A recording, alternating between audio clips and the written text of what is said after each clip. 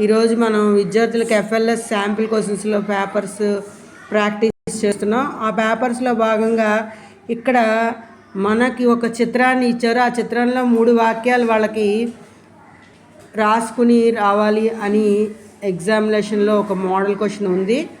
దానికి సంబంధించి ఇక్కడ ఉన్న ఈ పిక్చర్కి మా విద్యార్థులు ఏమేమి రాశారో ఒకసారి చూద్దాం. ఇక్కడ చూడండి, ఈ అబ్బాయి అమ్మ కూరగాయలు కడుగుతుంది. ఈ అబ్బాయి పేరు గౌతమ్. ఏం రాశాడో చదువుదాం.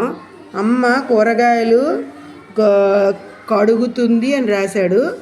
అక్క కూరగాయలు కోస్తుంది. కోస్తుందిలో ఒక కొత్తం పొల్లు పెట్టాలమ్మా. కొస్తుంది కాదు కదా, ఓకేనా.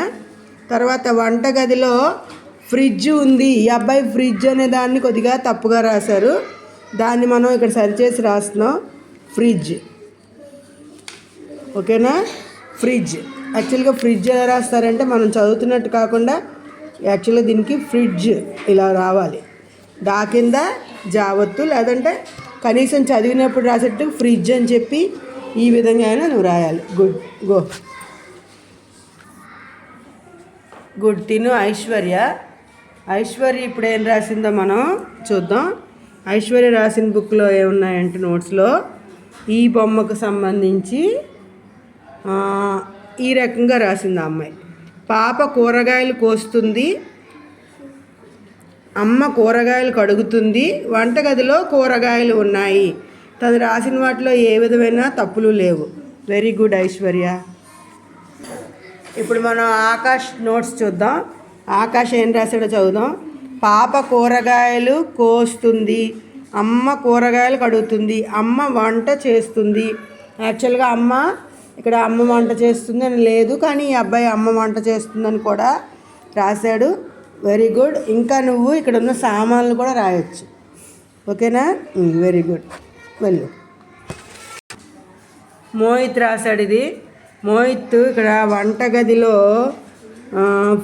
మళ్ళీ ఫ్రిడ్జ్ అని రాయడానికి విజ్జు అని రాశాడు. ఇది రాంగ్. తర్వాత గిన్నెలుకి నా ఇన్నా ఏత్తం 2 లేదు. అలాగే అమ్మ వంటగదిలో ఉంది అన్నదానికి కరెక్ట్గానే ఉంది, కానీ ఇక్కడ ఈ 2 తప్పులు ఉన్నాయి. దాన్ని మనం కరెక్ట్ చేసి పంపిస్తున్నాం. ఫ్రిడ్జ్, అలాగే ఇక్కడ గిన్నెలు. ఓకేనా నాన్న, నువ్వు ఈసారి ఈ తప్పులు చేయకూడదు. అస్మిత కొద్దిపాటి తప్పులతో ఇలా రాసింది. ఓకే, నెక్స్ట్ పార్దు ఎలా రాశాడో ఇప్పుడు చూద్దాం. చూడండి, పార్దు మా అమ్మ కూరగాయలు కడుగుతుంది, అలాగే అక్క కూరగాయలు కోస్తుంది, వంటగదిలో గ్యాస్ పొయ్యి ఉంది. గ్యాస్ ఉంది కాకుండా గ్యాస్ పొయ్యి అని రాయాలి. ఇప్పుడు గేసు అని రాసావు, గ్యాస్ అని రాయాలి.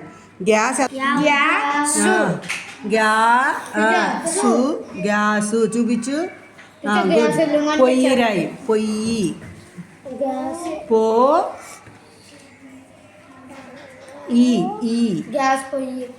పొయ్యి ఆ కింద యావత్తు పోయి రాసావు.